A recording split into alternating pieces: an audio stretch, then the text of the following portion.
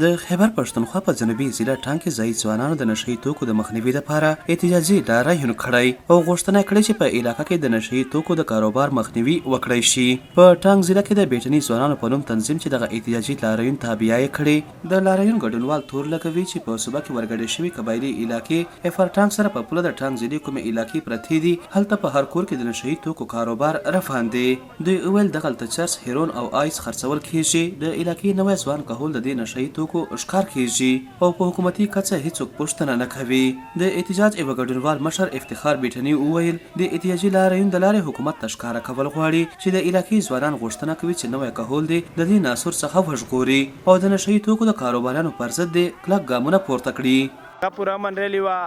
د منشیات د روکتام په حواله سره و دنیا ته مدا پیغام ورکولای چې تیر چې کم کالونه دی هغه په وجه باندې د موږ قوم او د ټانک مضافات علاقې چې کم خلک دی هغه نشه ناسور نه ډیر زیات سفر سوي دي. نو موږ دنیا ته او بالخصوص حکومت ته دا پیغام ورکو چې خدا را دې لپاره جلد از جلد اقدامات وکړو او د نشه چې کم ناسور دا هغه جلد از جلد ختم کو. د بیټني ځوانانو په خبره دغه احتجاجي لاریون د لارې بنیادی څلور غوښتنې لري. اولنۍ غوښتنه دا کوي چې په علاقه کې د حکومتي عملداري په ځای شي، دویمه دا چې په علاقه کې د پولیسو چوکۍ او تاڼې جوړې شي، دریمه دا د نشهیي توکو د کاروباریانو پر ضد دی ګامونه پورته کړی شي او دغه خلک ته زر تر زره قانون منګولو ته راوستی شي. دوی وویل دوی څلورمه غوښتنه دا کوي چې قبایلي ضلعو سره په پوله دی د پولیسو سره اف سی عملي شي ځواک دې هم په ځای کړی شي چې علاقې ته د نشهیي توکو د راوړولو مخنیوی وشي. د احتجاج یو بل برخوال مشر همدان بیټني وویل په دې سیمو کې د نشهیي توکو کومې کارخانې نه دي لګېدلې او دوی پوښتنه کوي چې دغه نشهیي توکي دې ځای ته په کومو لارو راوړول کیږي.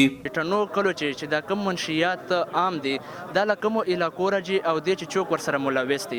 نو حکومت نه موږ دا مطالبه کوو چې دغه منشیاتو خلاف ته زر نظر کاروایی وسي او دغه چې ملوث خلک چې کم دي دا د گرفتار سي.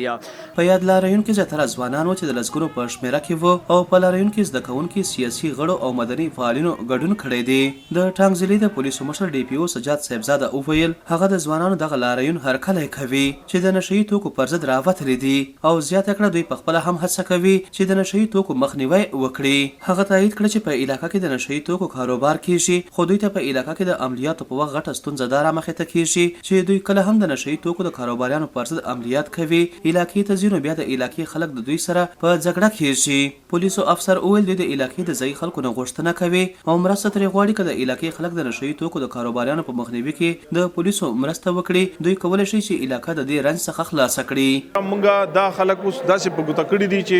د دې پورا ډیټا د دې په